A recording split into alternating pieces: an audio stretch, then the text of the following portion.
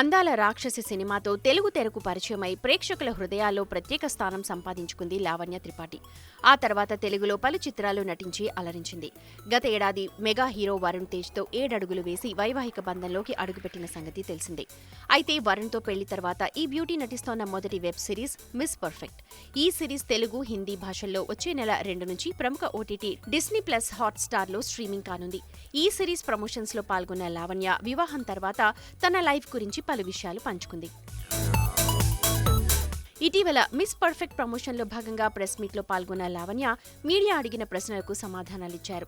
Mister అంతరిక్షం తర్వాత ఇప్పుడు దంపతులుగా మీరు మళ్లీ కలిసి నటిస్తారా అని అడగ్గా లావణ్య స్పందిస్తూ మంచి కథ ఉంటే తప్పకుండా నటిస్తామని అన్నారు. కానీ అది ఎప్పుడు జరుగుతుందో తెలియదని, అప్పటి వరకు వెయిట్ చేయాల్సిందే అన్నారు. ఇక తన నటనను కొనసాగిస్తానని, మెగా కోడలిగా ఉండడం చాలా స్పెషల్ అని, నటన విషయంలో అలాంటి వాటిలో నటించు, ఇలాంటివి వద్దు అని పరిమితులు తన పేరెంట్స్ ఎప్పుడు పెట్టలేదని, ఇటు వరుణ్ ఫ్యామిలీ కూడా అలా చెప్పలేదని చెప్పారు లావణ్య. కానీ సినిమాల ఎంపిక విషయంలో తనకంటూ కొన్ని లిమిట్స్ ఉన్నాయని, ఇంతకుముందు ఎలాంటి సినిమాలు చేశానో అలాంటి వాటిలోనే నటిస్తానన్నారు.